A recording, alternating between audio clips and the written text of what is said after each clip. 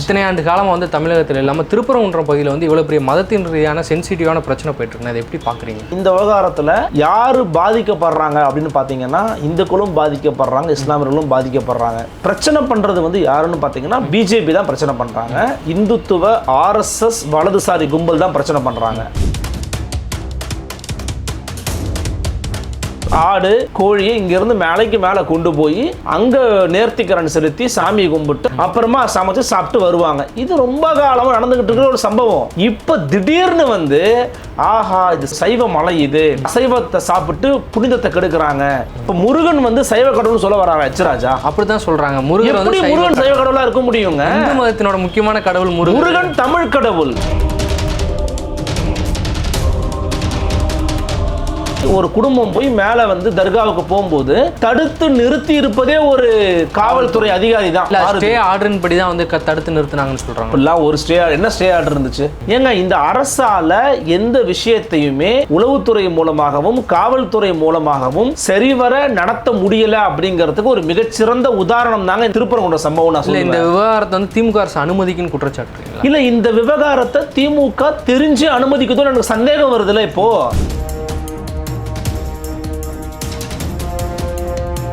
அண்மையார் ஜெயலலிதா அவர்கள் ஆட்சியில் இருக்கும்போது ஆடு கோழிகளை பலியிடுறதை தடை பண்ணணும் அப்படின்னு தடை சட்டத்தை போட்டிருந்தாங்க. அதை ஆதரித்தது திராவிடர் கழகம். அதை தோப்பா மிக கடுமையாக எதிர்த்தாரு. பேராசிரியர் தோப்பா அவர்கள் திராவிடர் கழகத்தின் சருக்கள் வீரமணி எல்லாம் பெரியாரை பற்றி பேச அருகதையே கிடையாதுன்னு மிக காட்டமா பேசுகிற எழுதியிருக்கிறாரு. அப்போ இவங்கெல்லாம் வந்து இப்படிப்பட்ட ஹிஸ்டரி வச்சிருக்கிறவங்க. உங்களுடைய காவல்துறையில் இருக்கக்கூடிய காவித்துறையை நீங்க முதல்ல நீக்குனீங்களா? அதான் திருமாவளவன் அவர்களா இருக்கட்டும் இல்ல கம்யூனிஸ்டுகள்னு ஒரு குற்றம் சாட்டுறாங்க. எப்பயுமே வந்து ஆர்எஸ்எஸ் உடைய ஆட்கள் வந்து காவல்துறையில இருக்காங்க. காவல்துறையுடைய அமைச்சர் யாரு? ஸ்டாலின் அவர்கள் தான். முதலமைச்சர் தானே. முதலமைச்சரே அமைதியா இல்ல, அந்த லாபி அவரால் ஒன்றும் பண்ண முடியலங்கிறதா. அப்படி எதுவும் பண்ண முடியல, தயவு செஞ்சு மகாராஷ்டிரா நீங்க வீட்டுக்கு போங்க தான் சொல்லுவாங்க.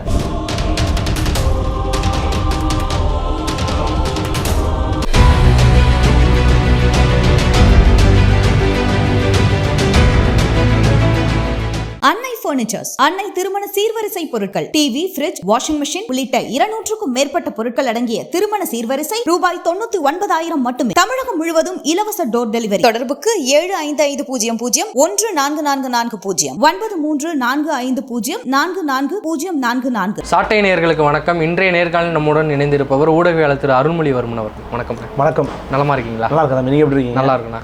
இத்தனை ஆண்டு காலமாக வந்து தமிழகத்தில் இல்லாமல் திருப்பரங்குன்றம் பகுதியில் வந்து இவ்வளோ பெரிய மதத்தின் ரீதியான சென்சிட்டிவான பிரச்சனை போயிட்டு இருக்கு. அதை எப்படி பார்க்குறீங்க? இது ரொம்ப முக்கியமான ஒரு பிரச்சனை. இதை ரொம்ப நம்ம முதிர்ச்சியோடு அணுகணும். இதில் நம்ம வந்து எந்த விதமான ஒரு சார்பும் இல்லாமல், சார்புனா என்னென்னா சரியானதன் பக்கம் நிற்கிறது பேர் தான் நடுநிலையில் நான் நம்புகிறவன்.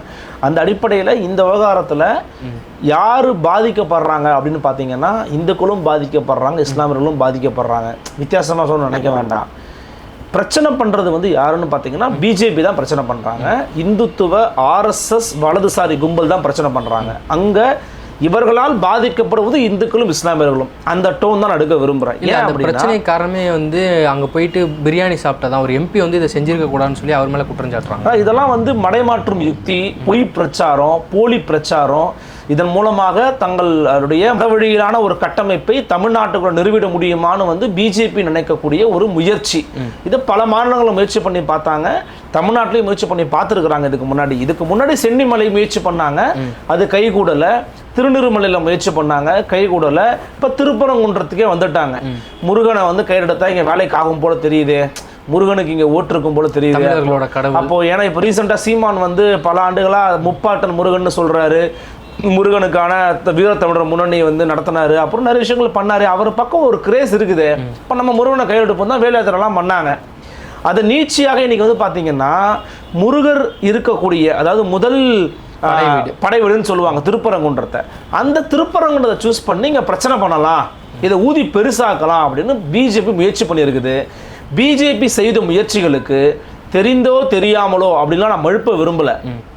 எப்படி நீங்கள் இவ்வளோ இடம் கொடுத்தீங்க? திமுக அரசு, தமிழ்நாடு அரசு 144 தடை உத்தரவு போட்டிருக்கீங்க, போடப்பட்டு அப்புறம் நீதிமன்றத்தினுடைய உத்தரவின் பேரில் போராட்டம் பண்ணாங்கன்றாங்க. இவ்வளவு பெரிய கூட்டம் கூடியதை அல்லது கூட போகும் அப்படிங்கிறத எப்படி உளவுத்துறைக்கு தெரியாமல் போச்சு? காவல்துறைக்கு எப்படி தெரியாமல் போச்சு? நம்ம பிரச்சனைக்கு வருவோம். இந்த பிரச்சனை அப்படிங்கிறது பல ஆண்டு காலமாக ஏற்கனவே அங்கே ஒரு சில உதிரிகளால் பேசப்பட்டு கொண்டு வரக்கூடிய பிரச்சனை. உதிரிகள் என்ன அர்த்தம் அப்படின்னா, எவனாவது இந்த பிரச்சனை உருவாக்கிட முடியாதா, இங்க மக்கள் மத்தியில குழப்பத்தை உண்டாக்கிட முடியாது நினைக்க கூட எதன் அடிப்படையிலாவது மதம் ஜாதியிலையோ பண்ண முடியாது நினைக்கிறவங்க. 1923ஆம் ஆண்டு காலகட்டத்திலேயே இது போன்ற பிரச்சனைகளுக்கெல்லாம் இந்த மாதிரி பிரச்சனை கிடையாதுப்பா, இது தர்காவை இஸ்லாமிய மக்கள் வழிபடுறாங்க, அவங்களுடைய போகிற பாதை வேற, நீங்கள் முருகன் கோயிலுக்கு போகிறீங்க, உங்கள் போகிற பாதை வேற, அவங்க எல்லாரும் அண்ணன் தம்பியாக பழகிட்டு இருக்காங்க, ஒன்றுமா தான் இருக்கிறாங்க, அவங்களுக்குள்ள எந்த பிரச்சனையும் கிடையாது. முதல்ல சிக்கந்தர் தர்கானா என்ன பொருள் அப்படின்னு பார்த்தீங்கன்னா, தர்கா அப்படிங்கிறது மறைஞ்சிட்டாங்கன்னா அவங்கள வழிபடுறதுக்கான ஒரு இடமா அதை மாற்றுவாங்க. சமாதி ஒரு ஆண்டுக்கு ஒரு முறை கந்தூர்னு ஒரு விழா பண்ணுறாங்க. இந்த கந்தூரின்னா என்ன அர்த்தம் சொல்லுங்க? அங்கே ஆடு கோழியை இங்கேருந்து மேலைக்கு மேலே கொண்டு போய் அங்கே நேர்த்திக்கரண் செலுத்தி சாமி கும்பிட்டு அவங்க வழிபாட்டு முறை சாமி கும்பிட்டு அப்புறமா சமைச்சு சாப்பிட்டு வருவாங்க. இது ரொம்ப காலமாக நடந்துக்கிட்டு இருக்கிற ஒரு சம்பவம்.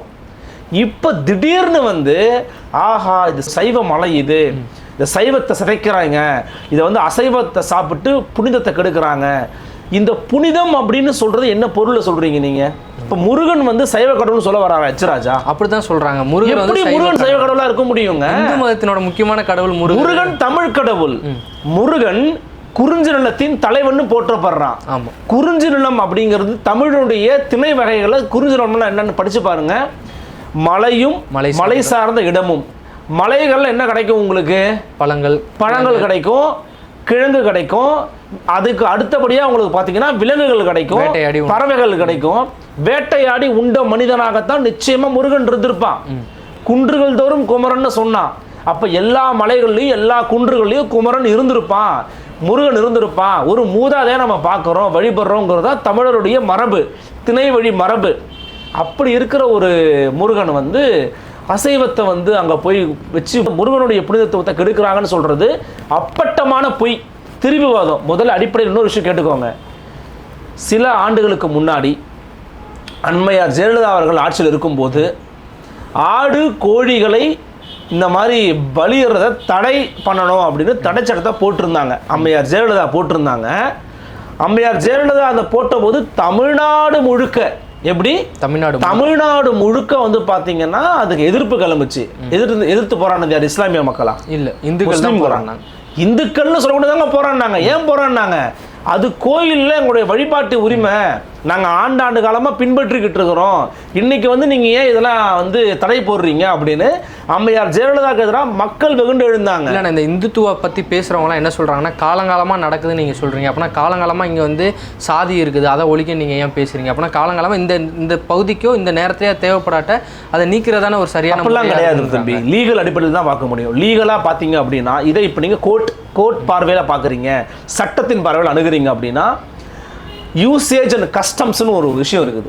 எப்படி பயன்படுத்திக்கிட்டு இருக்காங்க கஸ்டம்ஸ்னா இவருடைய வழிமுறை அப்படிங்கிறது எவ்வளோ காலமாக இருந்துகிட்டு இருக்கு அப்படிங்கிறத பார்க்குறாங்க. இதற்கு முன்பாக பல ஆண்டு காலமாக அங்கே இஸ்லாமிய மக்கள் எங்கேருந்து வந்தாங்க? இங்கே மெக்கா மதீனாலேருந்து வந்தாங்களா? அரேபியாவிலேருந்து வந்தாங்களா? பாகிஸ்தான்லேருந்து வந்தாங்களா? நம்ம ஊரில் நம்ம கூட அண்ணன் தண்ணியாக புழங்கினவங்க தான். அவங்க வேற்று மதத்துக்கு மாறி இருக்கிறாங்க, அவங்க ஒரு வழிபாட்டு முறையை பின்பற்றுறாங்க. அது உங்களுக்கு என்ன பிரச்சனை இருக்குது?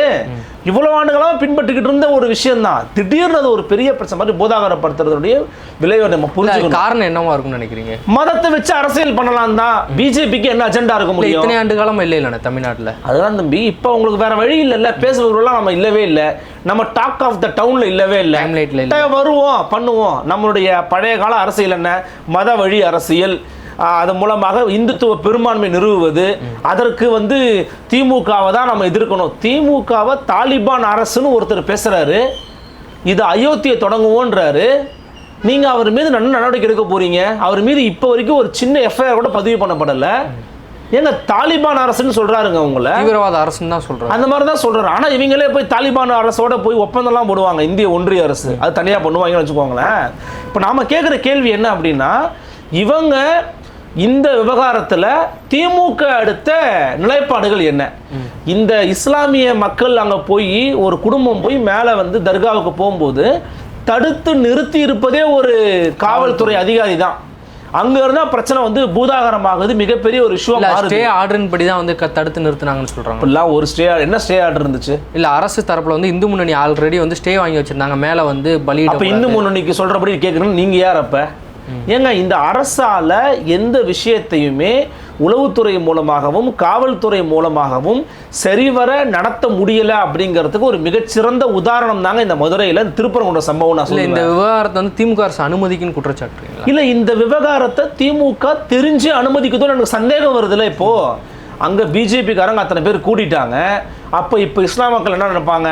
அப்போ நமக்கு இருக்கிற ஒரே ஆபத் பாந்தவன் திமுக தான்ப்பா, வேறு வழி இல்லை, நம்ம திமுக தப்பாக இருந்தால் கூட திமுக பக்கம் நின்றுவோம் அப்படின்னு திமுக பக்கம் நிற்க போவாங்க. அப்போ திமுகவுக்கு சொல்லி முடிச்சிடுறேன், திமுகவுக்கு இப்போ சாதகமாக மாறும். நான் இதில் எதுக்கு ஒரு விஷயத்தில் சொல்ல வந்து நான் குறுக்கிட்டதுனால அந்த விஷயத்தை நான் மறந்துட்டேன். சொல்லுங்க. ஜெயலலிதா அம்மையார் கொண்டு வந்தாங்க பார்த்தீங்களா அந்த தடை சட்டம். அந்த தடை சட்டம் தமிழ்நாட்டை ஆதரிச்சது யார் தெரியுமா? நிறைய பேருக்கு தெரியுமான்னு தெரியல.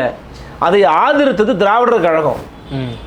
திராவிடர் கழகத்தினுடைய தலைவர் ஐயா வீரமணி அவர்கள் அம்மையார் ஜெயலலிதா கொண்டு வந்த இந்த தடை சட்டத்தை வந்து ஆதரித்து பேசினாங்க. அதுக்கு வேற வழியில் அவர் ஒரு காரணத்தை சொன்னார்.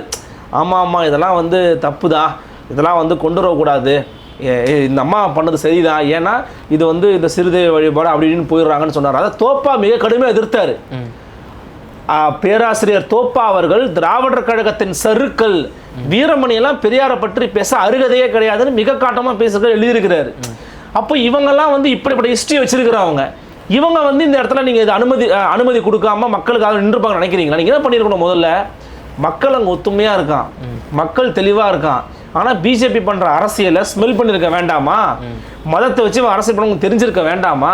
என்ன வாதாடினீங்க நீங்கள் கோர்ட்டில் போய்? என்ன வாதாடினீங்க நீங்கள்? 18 பேரை கைது பண்ணியிருக்கோம் தான் சொன்னாங்க. நீங்கள் என்ன பண்ணிருக்காங்க தெரியுமா? நான் உள்ளூரில் இப்போ மாக்காய்க்கால விசாரிக்கும் போது சொல்கிறாங்க, மக்கள் அதிகாரத்தோட சொல்கிறாங்க, தமுக்கம்ல பண்ணலான்னு கூட அவங்க பேசியிருக்காங்க தோழர் அப்படிங்கிறாங்க. இன்னும் தமுக்கம்ல போய் பண்ணதுக்கு அனுமதி கொடுத்துருந்தீங்கன்னா அது எவ்வளோ பெரிய பிரச்சனையாக எவ்வளோ பெரிய இஷ்யூவாக மாற்றிருப்பாங்க இவங்க. அப்போ அங்கே இருக்கிற இஸ்லாமிய மக்களுக்கு ஒரு அச்சுறுத்தலை இவங்க திட்டமிட்டே உருவாக்குறாங்களா? உங்களுக்கு எங்களை விட்டால் நாதி இல்லை அப்படின்னு சொல்ல வைக்கிறாங்களா? என்ன மாதிரி அணுகுமுறை இது? ஆரிய மாடல் நாங்கள் எதிர்க்கிறோம், பெரியாருடைய மண் இது வந்து இந்துத்துவ சக்தியில் இங்கே வேலையே கிடையாதுன்னு சொல்லி இன்னைக்கு சேர்பாபு அவர்கள் கூட சொல்லியிருக்காரு. நீங்கள் எல்லாமே பேசுகிறீங்க சார், நல்லா பேசுகிறீங்க சார். அதாவது சில வார்த்தைகள்லாம் பயன்படுத்தலாமான்னு தெரியல நமக்கு. ரொம்ப நம்ம நாகரிகம் கருத்து ரொம்ப அமைதியாக இருக்கிறோம். நீதிமன்ற ஆணையை கூட இன்னும் அமல்படுத்தாமல் இருக்கிறாங்க கோயில்களில். தமிழும் உள்ளே போகலை, தமிழர்களும் உள்ளே போகாத ஒரு சூழல் இருக்குது. நீங்களும் நானும் வாங்க போவோம், ஒரு தமிழில் போய் வழிபாட்டு முறை பண்ணுறாங்களான்னு பார்ப்போம் வாங்க. கடினம் தான். ஒருத்தருக்கு தொலைபேசி பண்ணி நான் பேசணுமா, அவர் வந்து அந்த அர்ச்சகர் இருப்பாரான்னு எனக்கு தெரியாது, அவர் வர்ற வரைக்கும் நான் குடும்பத்தோட காத்துக்கிட்டு இருக்கணுமா, அப்புறம் தமிழில் பண்ணுவாரா? என்னது இது? தமிழிலும் அர்ச்சனைன்னு என்ன சொல்லுங்க? தமிழில் தான் அர்ச்சனைன்னு சொல்லுங்களா பார்ப்போம். அதுதான் உண்மையான ஆரிய சனாதன எதிர்ப்பு. அதுதான் உண்மையான திராவிட மாடல். நீங்கள் நெஞ்சு வைத்து பேசுறீங்கன்னா அதுதான் உண்மையான விஷயமா இருக்க முடியும். அதையெல்லாம் நீங்கள் விட்டுடுறீங்க. அதையெல்லாம் விட்டுவிட்டு இவங்க இங்கே பிஜேபியை வந்துடும், பிஜேபி பூச்சாண்டை காட்டிக்கிட்டே இருந்தாங்க. சீமானோட வீட்டை முற்றுகையிட்டாங்க. ஏன்பா பிஜேபி உள்ளே வந்துடும், ஏன்பா இந்த வேங்கவேல் பிரச்சனையை பற்றி பிஜேபி உள்ளே வந்துடும், ஏன்பா இந்த மற்ற விஷயங்கள் எல்லாம் நம்ம அரசு வந்து கார்பரேட்டுக்கு ஆதரவாக பார்த்து அதெல்லாம் பேசாதீங்க, பிஜேபி உள்ளே வந்துடும்னாங்க. இதுதான் வந்துருச்சு பிஜேபி மதுரையில் திருப்பரங்குன்றத்தில் 10,000 பேர் எப்படி கூட்டியிருப்பாங்கன்னு நினைக்கிறேன். இவ்வளவு தூரம் கூட்டி இருக்கிறாங்க, இவ்வளவு பேர் வந்திருக்கிறாங்கன்னா இது கூட நீங்கள் அனுமதிச்சு இதை கூட பற்றி அறிய விடாமல் நீங்கள் இருக்கிறீங்கன்னா நீங்கள் என்னங்க உளவுத்துறை வச்சிருக்கிறீங்க, என்ன காவல்துறை வச்சிருக்கிறீங்க? நீங்கள் உங்களுடைய சட்டத்துறை அமைச்சர், நம்முடைய சட்டத்துறை அமைச்சர் தான் நான் சொல்கிறேன், நம்ம அமைச்சர் சேகர் பாபுவை பார்த்து, நம்ம அமைச்சர் ரகுபதியை பார்த்து இரும்புக்காரம் இன்னொரு தடவை வார்த்தையை பயன்படுத்துனீங்கன்னா, ரகுபதி நீங்க எம்எல்ஏ அமைச்சர் தான் நாளைக்கெல்லாம் இருக்க மாட்டீங்க, என்ன பண்ணணும் எங்களுக்கு தெரியும் அண்ணாமலை பேசுறாரு, எப்படிங்க பார்த்துட்டு அமைதியா இருக்கிறீங்க? நீங்க எங்களுக்கு கொதிக்கிற மாதிரி உங்களுக்கு கொதிக்க வேணாம். உண்மையிலேயே ஒரு சட்டத்துறையின் அமைச்சர், ஒரு மக்கள் பிரதிநிதி, இன்னொரு அமைச்சர், 2 பேரையும் பார்த்து நாளைக்கெல்லாம் நீங்க இருக்க மாட்டீங்கன்னு ஒருத்தர் பேசுறாரு. ஒரு கட்சியினுடைய மாநில தலைவர் பேசுறாரு. அவருக்கு அவ்வளவு அதிகாரமும் அவ்வளவு பேச்சு தகுதியும் நீங்க கொடுத்துருக்கிறீங்கன்னா இது எப்படி புரிஞ்சுக்கிறது? அப்ப அவர் ஓகே தனி மனித ரீதியா அவருக்கு அதிகாரம் இருக்கு இது இருக்குன்னு பேசுறாரு. நீங்க என்ன ரியாக்ட் பண்ணீங்க? கிரவுண்ட் லெவல் உங்க ரியாக்ஷன் என்ன? ஒண்ணுமே, ஒரு ரியாக்ஷனும் இல்லை, ஜீரோ. என்ன சொல்றாங்க? நாங்க பாத்தீங்களா கலவரம் ஆகாம ஒரு கூட்டத்தை சூப்பரா நாங்க வந்து முடிச்சுட்டோன்றாங்க. இதுவாங்க உங்களுக்கு இங்க மாறுதட்டி பேசிக்க வேண்டியது? இதுவா உங்களுக்கான சட்டத்தினுடைய ஆட்சி நீங்க வந்து பேசுறது? கலவரம் வரட்டுன்னு வெயிட் பண்றாங்களா திமுக? கலவரத்தை வந்தாங்கன்னா அது பிஜேபி ஜெயிச்ச மாதிரி ஆயிடும். கலவரத்துல உருவாக்க மாட்டாங்க, பிஜேபி அதை பண்ண மாட்டாங்க. ஏன்னா அது நாளைக்கு அப்புறம் இவங்க மேல ஒரு பிளாக் மார்க் செட் ஆகாது. இவங்க இப்படி பண்ணுவதற்கு எப்படி இந்த இந்த இந்த கூட்டம் கொடுத்து எப்படி இதை ஸ்மெல் பண்ணாம விட்டீங்க? என்ன சொல்லுவாங்க, நீதிமன்றம் ஆணை கொடுத்துட்டாங்க. நீதிமன்றத்துல போய் பிஜேபி வந்து நிறைய சில ஜல்சா வேலைகளை, லாபி வேலைகளெல்லாம் பண்ணி அவங்க வந்து இந்த மாதிரிலாம் பண்றாங்கன்றலாம் பேச மாட்டேங்கிறாங்க. எல்லாரும் திமுகவே குறை சொல்றாங்க. சில பேர் பேசுறாங்க, மக்களே நீங்கள் அந்த சங்கிகளை விரட்ட தயாராங்கள். ஏண்டா, உங்களுக்கு ஓட்டை போட்டோம், ஆட்சியில் அமர வச்சோம், அதிகாரத்தை கொடுத்தோம், ஆட்சியை கொடுத்தோம், போலீஸ் துறையை கொடுத்தோம், காவல்துறையை கொடுத்தோம், எல்லா துறையும் உங்கள்கிட்ட கொடுத்து எம்பா எங்களை கொஞ்சம் பாதுகாத்து வைங்களாம்பான்னா, மக்களே நீங்கள் அவர்களை எதிர்த்து போராடுங்கள்ன்ற. அப்புறம் இன்னைக்கு நமக்கு இது கேட்குறவங்கலாம் வந்து என்ன நினச்சிக்கிட்டு இருக்காங்கன்னு தெரியல. இவங்கெல்லாம் அடிப்படையில் ஒரு ஆட்சி அதிகாரத்தை பற்றிய அறிவு இருப்பவர்கள், இந்த சட்டத்தை பற்றிய புரிதல் இருப்பவர்கள், இந்த விஷயத்தை ஒரு அரசு, அதுவும் திராவிட மாடல்னு சொல்லக்கூடிய அரசு, ஆரியத்தை நான் நேராக எதிர்க்கிறேன்னு சொல்லக்கூடிய அரசு, இதற்கு முதல்ல இவ்வளவு தூரம் வழி சமயத்தை கொடுத்துருக்கலாமா? உங்களுடைய காவல்துறையில் இருக்கக்கூடிய காவித்துறையை நீங்க முதல்ல நீக்குனீங்க. இல்லை, அதான் திருமாவளவன் அவர்களாக இருக்கட்டும், இல்லை கம்யூனிஸ்டுகள்னு ஒரு குற்றம் சாட்டுறாங்க. எப்பயுமே வந்து ஆர்எஸ்எஸோடைய ஆட்கள் வந்து காவல்துறையில் இருக்காங்க, குறிப்பாக மதுரை மற்றும் தென்னக பகுதியில் அதிகமாக இருக்கிறாங்க. அவங்க தான் இதற்கு காரணம் சொல்லி பல குற்றச்சாட்டு. காவல்துறையுடைய அமைச்சர் யாரு? ஸ்டாலின் அவர்கள் தான். முதலமைச்சர் தானே. முதலமைச்சரே அமைதியா இல்லை, அந்த லாபி அவரால் ஒன்றும் பண்ண முடியலங்கிறதா. எதுவுமே ஒன்றும் பண்ண முடியல. என்னது சார் இது? எனக்கு ஒன்றுமே புரியல. அவருடைய கீழே தாங்க அந்த அமைச்சரவை இருக்குது, ஆனால் அவரால் எதுவும் பண்ண முடியல அப்படின்னா என்னை தவிர்த்துருங்க, என்னைய மறந்துடுங்க. வேற யார்ட்டா கேட்டீங்கன்னா அப்படி எதுவும் பண்ண முடியல, தயவு செஞ்சு மகராசனா நீங்க வீட்டுக்கு போங்க தான் சொல்லுவாங்க. இது நான் சொல்லல, என் கருத்தை எடுத்துக்காதீங்க. வேற யாராவது இப்படி தான் சொல்லுவாங்க. எதுவுமே பண்ண முடியலங்க, அந்த லாபி அவர் ஹேண்டில் பண்ண, லாபி ஹேண்டில் பண்ண முடியல, போயிருங்க. இது என்னங்க இது வாதமா இருக்குது? உங்கள் கீழ் கட்டுப்பாட்டு ஒரு காவல்துறையில் இப்படிப்பட்ட நபர்கள் வந்து புகுந்திருக்கிறாங்க, ஆர்எஸ்எஸ் புகுந்திருக்குது. இது தமிழ்நாட்டின் காவல்துறையா, அமித்ஷா கட்டுப்படுகிற காவல்துறையான்னு பல முறை வள்ளுவர் கூட்டத்தில் கூட்டம் போட்டு டாக்டர் திருமாவளவன் கேட்டார். தொடர்ந்து கேட்டுட்டு தான் இருக்காரு. இப்ப வரைக்கும் பதில் சொல்லல. வேங்கை வேல் விவகாரத்தில் நீங்க இதே மாதிரி பண்ணிக்கிட்டு இருந்தீங்கன்னா நாங்க கூண்டோட மதம் மாறுவோங்கிறாரு. இது எவ்வளவு பெரிய ஸ்டேட்மெண்ட்? ஏன்னா பாதிக்கப்பட்ட மக்கள் அவ்வளவு நெருக்கடிக்கு நீங்க தள்ளுறீங்கன்றாரு. மதம் மாறுவதை தவிர வேறு வழி கிடையாதுங்கிறாரு. ஆனால் அம்பேத்கர் எடுத்த முயற்சி அது. அப்ப இன்னைக்கு புதுக்கோட்டையில் மீண்டும் அந்த முயற்சி எடுக்கணுமா? அந்த மக்கள் அதற்கு தள்ளப்படணுமா? வேங்கை வயல்ல காட்டின கெடுபிடி, விசிகா காரங்களை கைது பண்ணதில் காட்டின கெடுபிடிய அங்க காமிச்சிக்கலாம். நீங்க உங்க காவல்துறை அதிகாரிகள் போய் இஸ்லாமிய குடும்பத்தை தடுத்து நிப்பாட்டுறாங்க, நீ மேல போகாதங்கிறாங்க. நவாஸ்கனி எதுக்கு வந்தாரு? ஆய்வுக்கு வந்தாரு, ஆய்வு பண்ணாரு, போனாரு. எங்க நவாஸ்கனி அசைவ சாப்பிட்றத காமிங்க பார்ப்போம். அந்த கீழே வந்து அல்லது மேலே போய் எங்க ஒன்று சொல்லட்டுமா? அவரவர் வழிபாடு அவரவர் உரிமை. எங்க ஊர் அம்மன் கோயில்ல, என்னுடைய குலதெய்வ கோயில்ல அசைவம் சமைச்சு சாப்பிடுவாங்க. இன்னொரு முருகன் கோயில் இருக்கு, அங்க அசைவம் சமைச்சு சாப்பிடுவாங்க. சில இடங்களில் சாப்பிட மாட்டாங்க. அவ்வளவுதான். இந்த மலையே இவருக்குத்தான் சொந்தம், இவருக்கு அந்த மலையை முருகனுடைய மலைன்னு கிளைம் பண்றாங்க. நான் ஒன்று சொல்லட்டுமா? அது தமிழர் மலை, அது தமிழ்நாட்டின் மலை, அது தமிழர்களுடைய சொந்தமான ஒரு மலை. அங்க வந்து என் அண்ணன் தம்பி வந்து இஸ்லாமிய மார்க்க தழுவி இருக்கிறாரா, அவரு போய் வழிபடுவாரு, அவர் விருப்பத்தை கும்பிடுவாரு, நான் என் வழிக்கு கும்பிடுவேன். இன்னைக்கு வீரத்தமிழர் முன்னணியில் நாம் தமிழர் கட்சியில் ஒரு அறிக்கை விட்டுருக்காங்க பாருங்க, சரியா பேசியிருக்காங்க. இது தமிழர்களுக்கான மலைங்க. இதுல ஆரிய பாஜக இந்துத்துவ கும்பலுக்கு என்ன வேலைன்னு கேட்கறாங்க பாருங்க. அது சரி, என்டிகேவோட ஸ்டாண்ட் அங்க சரி. நீங்க தான் அங்க போய் வேலை பார்க்கணும். இப்போ என்டிகே தான் அங்க போய் வேலை பார்க்கணும். முருகனுக்கு படையல் போடுங்க, முருகனுக்கு கிடா வெட்டி அசைவ படையல் போடுங்க. அங்க இஸ்லாம் சொல்றவங்களோட சேர்ந்து அந்த வேலையை பாருங்க, அதை கையில் எடுங்கன்ற. இந்து விரோதமா போயிரும் பயப்படுவாங்க. எப்படிங்க இந்துக்களுக்கு அசைவம் விரோதம் யாருங்க முதல்ல சொன்னது? இல்ல இந்துத்துவ கும்பல். பிஜேபியில் இருக்கிற வானதி ஸ்ரீனிவாசன் நம்ம யார் அசைவம் சாப்பிடுவாங்களா மாட்டாங்களா? மரியாதைக்குரிய பொன்னார் அவர்கள் அசைவம் சாப்பிடுவாங்களா மாட்டாங்களா? தமிழ் சவுந்தரராஜன் அசைவம் சாப்பிடுவாங்களா மாட்டாங்களா? இல்ல கருணாகராஜன் சாப்பிடுவாரா மாட்டாரா? மனிதர் அண்ணாமலை சாப்பிடுவாரா மாட்டாரா? முதல்ல அது சொல்லுங்க. நீங்க சாப்பிடுவாங்க, முடிஞ்சு போச்சு இல்ல. நான் என்ன சொல்றேன், இதுதான் இந்துக்களுக்கான புனிதம்னு யார் கட்டமைச்சது? இந்துக்கள் சைவம் தான் சாப்பிடுவாங்கன்னு யாருங்க சொன்னது? இல்ல ஆகமங்கள் இருக்கு, சனாதனங்கள் இருக்கு, அப்படிலாம் ஒன்றும் கிடையாதுங்க. அப்படிலாம் ஒன்றும் கிடையாது.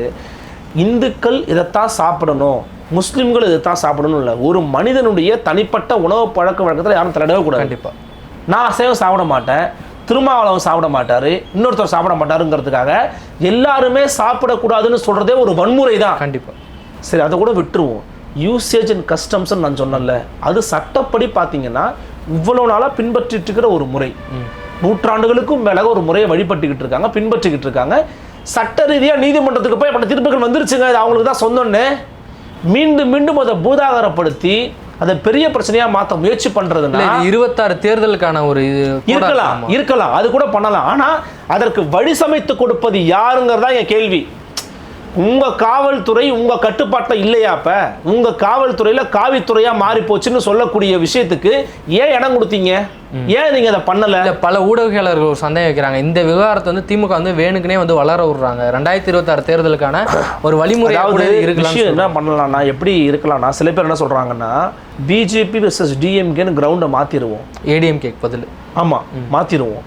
ஸோ டிஎம்கேவும் பிஜேபியும் தான் சித்தாந்த முதலுக்கு சூப்பராக இருக்கும், அவங்க எப்படியும் ஜெயிக்க போகிறது இல்லை. ஸோ நீங்கள் இடத்துல ப்ரொட்டஸ்ட் பண்ணுங்கள், கொஞ்சம் அப்படியே உங்கள் க்ரௌடெல்லாம் காமிங்க, நாங்கள் வந்து உங்களை எதிர்க்கிற மாதிரி காமிக்கிறோம், தமிழ்நாட்டில் காவிகளுக்கு இடமில்லை அப்படின்னு நாங்கள் இறுதியில் சொல்லிக்கிறோம், இதை அப்படியே பூசி மொழிகிறோம். எனக்கு என்னன்னா, இப்போ இந்த பிரச்சனை நீங்கள் பார்த்துக்கிட்டே இருங்க, ஒரு வேளை இது இன்னும் பெருசாக பிரச்சனை ஆகுதுன்னா சீமானை கைது பண்ணி இந்த விஷயத்தை மடைமாற்றி விட்டுருவாங்க. சீமானை கைது பண்ணுறதுக்கு வாய்ப்பு இருக்குது. பெரியார் விவகாரம் இப்போ இன்னைக்கு பார்த்தீங்கன்னா கூண்டாஸ் அவர் மேலே போடணுன்றதை வந்து கமிஷனர்கிட்ட புகார் கொடுத்துருக்குறாங்க. இதை இன்னும் கொஞ்சம் எனக்கு கிடைச்ச தகவல் அடிப்படையில் சீமானவர்களை கைது பண்ணிட்டோம் அப்படின்னா இந்த விஷயம் வந்து லைவ் நட்டுக்கே வராது. ஏன்? சீமானை பற்றி மட்டும்தான் எல்லாருமே பேசுவாங்க அந்த நேரத்தில், ஏன்னா அது வேறு வழியே கிடையாது. ஏன்னா தலைவரையே கைது பண்ணுறீங்க நீங்கள் அப்படின்னும் போது அதை பற்றி தான் பேசுவாங்க. அப்படி கூட முயற்சி பண்ணுவாங்க. ஒஸ்கே சினேரியோ நான் சொல்கிறேன், நான் நடக்கும்னு நான் சொல்ல வரல, தியரியா ஒரு ஒஸ்கே சினேரியோ பாருங்கள். இது எப்படி நம்ம வந்து இப்போ மக்கள் மத்தியில் பேசப்படலாம் மாறுது. யார் நமக்கு யாரை தொட்டோம்னா இதை பற்றி பேச மாட்டாங்க மக்கள். சீமானை கைது பண்ணுங்க, கைது பண்ணி ஒரு 15 நாள் இல்லை ஒரு அவ்வளவுதான், கைது பண்ணுங்க, அதை பற்றியே பேசுங்க, சீமானை பெரியாரை பற்றி பேசுங்க, ஆதாரத்தை கேளுங்க, அப்புறம் அவர் அதுக்கு ஒரு பதில் கொடுக்கட்டும், நீங்கள் அதுக்கு பதில் கொடுங்க, 2 பேரும் அடிச்சுக்குங்க. இந்த பிரச்சனை வந்து பேசப்படலாம். ஒரு 2 நாள் கைது பண்ணி வச்சிருந்தாலும் கூட டைம் லைட் அப்படியே மாறிடும்ல. அதாவது ஆனால் ஒன்று சொல்கிறேன், அப்படி பண்ணானா ஒரு பொலிட்டிக்கல் பிளண்டராக மாறும், அது ஒரு பிளண்டர் மிஸ்டேக்காக மாறும் அது உங்களுக்கு திமுக. ஏன்னா எப்படி பண்ணாலும் அது தனக்கு சாதகமாக மாற்றிப்பாரு திரு சீமான். அதுக்கான வழிவகைகளை நாம் தமிழ் கட்சி பண்ணுவாங்க, அது ரொம்ப இயல்பாக அதை அவங்க மாற்றிடுவாங்க. அவங்களும் அதுக்காக தான் காத்திருக்காங்க. அப்புறம் சீமான் 2.0 வந்துடும், அவங்க நினைக்கிற மாதிரி வந்துடும். முதல்ல ஐயா கலைஞர் கருணாநிதி கைது பண்ணாங்க, 8% ஓட்டு வாங்கிட்டாரு, மாநில கட்சியாக மாறி நிற்கிறாரு. இவர் கைது பண்ணாங்கன்னா, ஆனால் எனக்கு கிடைத்த தகவல்படி சிஎம் அதுக்கு ஒப்புக்கொள்ளலை, கைது பண்ணுறது ஒப்புக்கொள்ளலை. ஆனால் சுற்றி இருக்கக்கூடிய சில நபர்கள் பண்ணியே ஆகணும். கொள்கை தலைவரை தொட்டு விட்டார், விடக்கூடாது. ஏன்னா சிஎம் வந்து ஒரு பொலிட்டிஷியனுங்க, அவர் முதலமைச்சருக்கு வந்து ஒரு அரசியல்வாதி, அவர் வந்து ஒரு பொலிட்டிக்கல் அனிமல்னு சொல்லுவார் அடிக்கடி மணி சார். அவர் ஒரு அரசியல் பற்றியே யோசிச்சுக்கிட்டு இருக்கிற ஆளு. இதை தொட்டா என்ன ஆகும்னு அவருக்கு தெரியும். பதவிலாம் 2வது பதவி, அரசியல் இருக்கிறது தானே முக்கியம். ஸோ அதுக்கு அவருக்கு தெரியும். அப்படி பண்ணி கூட நான் அதுவும் எதுக்காக ஒரு ஒப்பீட்டுக்காக சொல்றேன், இதை திசை மாற்றுவதற்கு, திசை திருப்பதுக்கு என்ன வேணா அவங்க பண்ணுவாங்க. அண்ணாமலை மேட்டரில் பாருங்களேன், விசாரிக்க வேண்டியது யாருப்பா குற்றம் பண்ணாங்கன்னு கேட்க வேண்டியது உட்காந்து ஜேர்னலிஸ்டுடைய ஃபோனை பிடிக்கிட்டு இருக்காங்க. எஃப்ஐஆர் யாருப்பா நீ வாப்பா, உன் அம்மா பேர் என்ன, உன் மச்சினிச்சி பேர் என்ன, உன் மச்சான் பேர் என்ன, உன் மச்சினிச்சி குழந்தைங்க பேர் என்ன வரைக்கும் விசாரிச்சுக்கிட்டு இருக்காங்க. கேள்விகளை கொஸ்டின் இதெல்லாம் இருக்குது. இதெல்லாம் எவ்வளவு பெரிய கேவலம் தெரியுமா?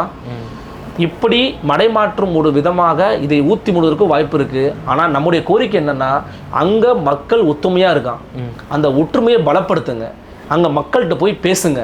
இதை ஒற்றுமையை பலப்படுத்தக்கூடிய வேலையில் மக்கள் மத்தியில் பிளவுவாதத்தை உருவாக்கக்கூடிய சக்திகளுக்கு இடம் கொடுக்காதீங்க, அவங்களை அப்புறப்படுத்துங்க. இறுதியான கேள்வி, சில பேர் என்ன சொல்கிறாங்கன்னா, ஒரு குழு அமைக்கணும், மண்டைக்காடு கலவரத்தின் போது ஒரு குழு அமைச்சு தான் இந்த பிரச்சனையை வந்து முடிச்சு வச்சாங்க. அதே மாதிரி குழு அமைக்கிறதுக்கான தேவை இங்கே இருக்குன்னு நினைக்கிறீங்களா? இல்லை, அதை பற்றி எனக்கு ரொம்ப இன்டெப்த்தாக தெரில, என்ன ப்ராசஸ் பண்ணணும் அப்படிங்கிறத பற்றி தெரியல.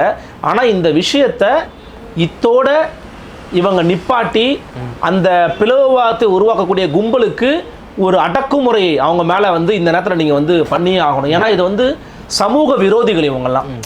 எங்கே சாதாரண மக்கள் வந்து ஜாலியாக அவங்க பாட்டுக்கிட்டு அவங்க வேலையை பார்த்துக்கிட்டு இருக்காங்களோ, அவங்க மத்தியில் வந்து நீ வேற நான் வேற, நீ நேற்று வந்தவன் நான் இன்னைக்கு வந்தவன் அப்படின்னு பேசுறதுங்கிறது மாதிரியான ஒரு அரசியல், ஒரு அற்ப அரசியல் இருக்கு இல்லையா? அதுவும் மதத்தை வைத்து பண்ணக்கூடிய அரசியல் எப்படி நான் சூஸ் பண்ணியிருப்பாங்க. ஏன்னா அது முருகன் இருக்கிற இடம். இன்னொன்று ரொம்ப நாளாக பிரச்சனையே இல்லை, அதாவது சின்ன சின்ன விஷயமா இருக்கும், அதை ஊதி பெருசாக ஒரு வாய்ப்பு கிடைக்குமான்னு பார்த்தாங்க. அதுதான் போலீஸ் ஹெல்ப் பண்ணியிருக்கிறாங்கன்னு நான் சொல்கிறேன்.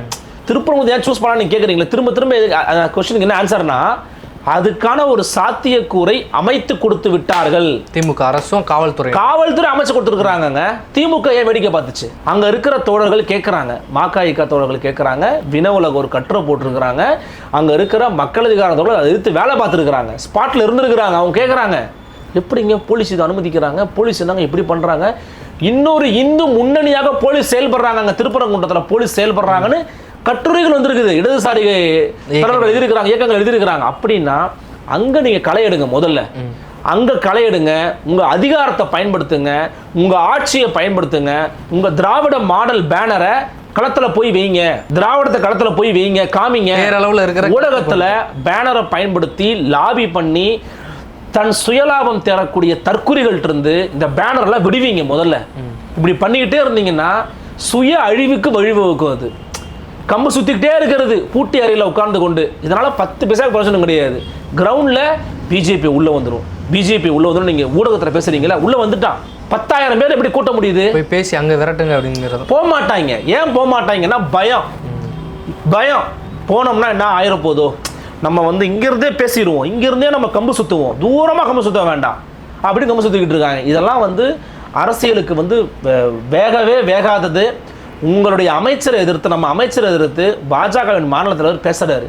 இன்னொரு தடவை இரும்பு கரோலாம் சொல்லிக்கிட்டு இருந்தீங்க, அவ்வளவுதான் உங்களுக்குன்றாருன்னா நேரடியான சவாலுங்க இது. மக்கள் பிரதிநிதியை பார்த்து நேரடியா ஒரு மாநில கட்சி, ஒரு தேசிய கட்சியின் மாநிலத்தோட சவால் விடுகிறாரு. இதுக்கு உங்க ரியாக்ஷன் என்ன, உங்க பதில் என்ன? இன்னும் அமைதியா இருக்க போறீங்களா? சீமான் பெரியார்னு ஒரு சப்ஜெக்ட் உங்களுக்கு கிடைச்சிருச்சு. 34 இயக்கங்கள் எங்கன போயிருப்பாங்க. இப்போ என்ன விஷயம்னா, அந்த 34 இயக்கங்களை கூட விட்டுருங்க. அவங்க இதில் எனக்கு என்ன, அவங்களோட பதில் சொல்லியிருக்கணும், அல்லது இந்த களத்துக்கு வந்திருக்கணும், ஆரியத்தை எதிர்த்து பேசியிருக்கணும். இப்போ பெரியாருன்னு நீங்கள் கூட்டு வந்தீங்கன்னா மக்கள் மன்றத்தில் அது எடுபடுமான்னு தெரியாது. ஏன்னா அவர் கடவுள் மறுப்பாளர் அடிப்படையில், அதை வச்சு நீங்கள் அங்கே பேச முடியாது. அதை கூட விட்டுருங்க. திமுக பண்ணலாமே, திராவிடம்ன்ற பேரில் பண்ணலாம்ல. ஆரிய எதிர்ப்பு, பார்ப்பனிய எதிர்ப்பு, முருகனை பார்ப்பனிய மயத்திலிருந்து நம்ம நீக்குறோம், தூக்குறோம். வைரமுத்து கவிதை ஒன்று படித்து பார்த்துருக்கீங்களா? ரொம்ப சிறப்பாக இருக்கும் அது. அதில் ஒரு வரி வரும், அந்த வரியை மட்டும் நான் சொல்லி நிறைவு பண்ணுறது நேர்காணல. காலப்பள்ளத்தில் மூடக்குழியில் புராண பொழுதியில் மூடி கிடந்தான் முருகன், தோண்டி துடைத்து விஞ்ஞான தண்ணீரில் கழுவினேன், ஒற்றை துணு சற்றை ஆசை ஒரு நெட்டுச்சொல் பற்றி பரவிட வெற்றி திரு வேலுக்கு அதிபதி உயிர் கொண்டான்னு எழுதுறாருல. அது என்னன்னா, புராணத்திலையும் மற்ற விஷயங்கள்லையும் இதிகாசங்கள்லையும் நம்முடைய தமிழ் கடவுள் முருகனை போட்டு புதைச்சி வச்சிருக்காயா, தொடச்சி பார்த்தா தெரியுது நம்ம ஆளு அவன் அப்படின்னு. இதெல்லாம் என்ன அர்த்தம்னா, இன்னைக்கு முருகனுக்கு பூணூல் போடுறதா இருக்கட்டும், மற்ற விஷயங்கள் பண்ணுறதா இருக்கட்டும், எல்லாம் அவங்க ஆரியமயப்படுத்திட்டாங்க, இந்துத்துவமயப்படுத்திட்டாங்க. அப்போ நம்ம தமிழ் கடவுள் வேற, நம்மளுடைய வழிபாடு வேற, நம்முடைய மரபு வேற அப்படின்னு சொல்ல வேண்டிய இடத்துல நீங்கள் இருக்கிறீங்க. அர்ஜுன் சம்பத்தை பக்கத்தில் உட்கார வச்சுக்கிட்டு பாடம் எடுக்கிற வேலையோ நிகழ்ச்சி பண்ணுற வேலையோ ஐயா சேகர்பாபு செய்வதை விட்டுவிட்டு உண்மையிலேயே களத்திற்கு மக்களோடு நின்று மக்களுடைய மனிதனாக மாறி நின்றால் மட்டும்தான் இந்த பிரச்சனையில் திமுக அரசால் ஜெயிக்க முடியும். அப்படி இல்லைன்னா நீங்கள் நேற்று பார்த்தீங்கல்ல, இரவு நம்ம எதிர்பார்த்தோமா அவ்வளோ பேர் வரும், எதிர்பார்த்தீங்களா? எதிர்பார்க்கல. இது மாதிரி பல வேலைகளை பிஜேபி பண்ணுவாங்க. கோயம்புத்தூரில் பாதி முடிச்சுட்டாங்க, இப்போ மதுரைக்கு வந்திருக்கிறாங்க. ஓகே, உங்களுடைய நேரத்தை ஒதுக்கி பல்வேறு கேள்விக்கு விடையளிச்சமைக்கு நன்றி. சாட்டை எடுத்து நாட்டை திருத்து.